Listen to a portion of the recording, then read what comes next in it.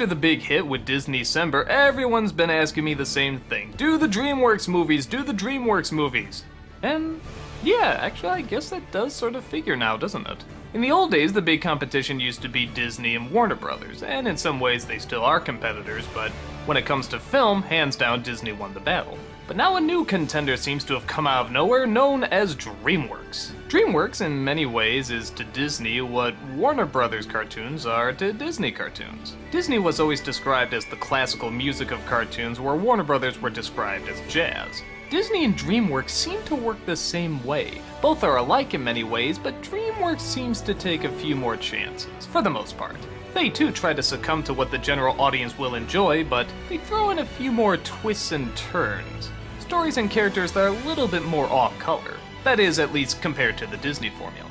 And it turned out to be a success, with many of their movies being big hits, and some of them not being such big hits. But financial stability doesn't always mean artistic success, so let's take the month of February to look through all of DreamWorks' animated features. This is the month I like to call Dreamworks-uary.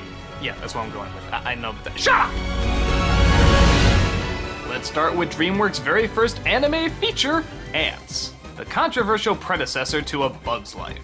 Did Disney think of the idea first? Did Katzenberg? Blah blah blah blah blah, who cares? Let's just look at the movie as a whole. The film stars an ant named Z, played by Woody Allen. He's, big surprise, a neurotic, living in a colony of ants where it's very easy to lose your identity. He has friends here and there, but for the most part he finds it hard to fit in.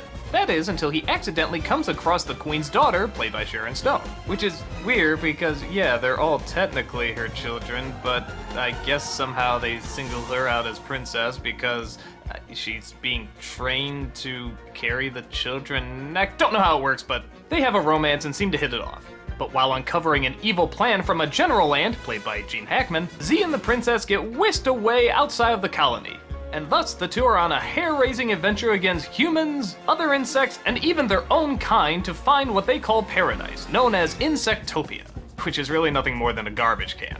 As a first film, this is pretty damn good from an animation company. The CG now is a touch dated, but when it came out it was pretty impressive.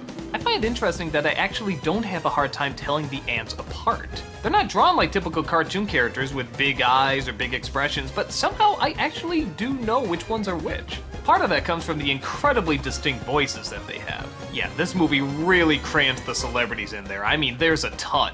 But to its credit, they all sort of fit. Woody Allen as the neurotic, that's a no-brainer. Gene Hackman as the bad guy, that works obviously. Stallone as a soldier obviously fits well. Jennifer Lopez as one of the tough miners, that works too. Danny Glover as a supportive comrade. Dan Aykroyd as a snobby sophisticate. These actually really do fall together. That is all except for one.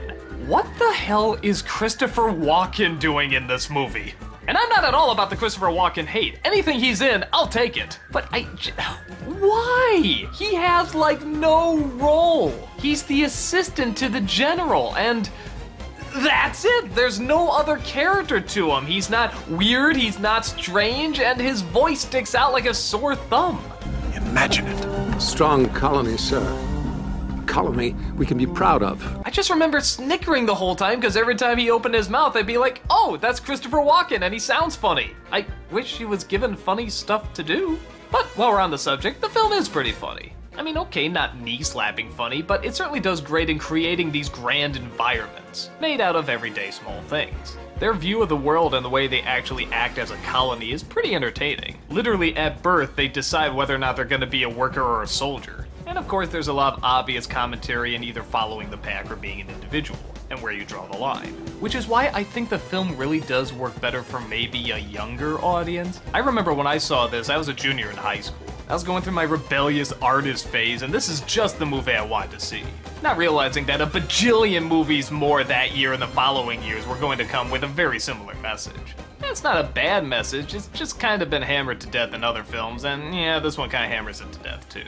But what makes it stand out is the characters, the environments they create, and the fact that while it's animated, it doesn't go totally kid-friendly. I mean, yeah, kids can watch it, and like I said, I enjoyed it in high school, but the designs aren't as colorful or baby-friendly as something like Pixar can be. Neither is the story or the content for that matter, and I think that gives it a little bit more of an edge. Even the bad guy's diabolical plan at first I thought was kind of cliched. What, he just wants to wipe out the weak, start all over, and have a survival of the fittest type thing? But when you really look at the way they set up this colony and the way things work, yeah, actually you can see how a character like that would be formed. I even give credit to the fact that the bugs are not all the same size like in A Bug's Life. Everything is actually to scale. The termites are much bigger, mantises are much bigger, bees are much bigger. It's like, yeah, bugs aren't all the same size, and that makes for a much more entertaining and threatening world to go through. So I really like the film. Does it have flaws? Sure. Is the message a little passé? A touch. But I think it still stands out as being a very unique tongue-in-cheek adventure. And audiences at the time seemed to like it too. But this would turn out to be only the first big hit in Dreamworks' lineup.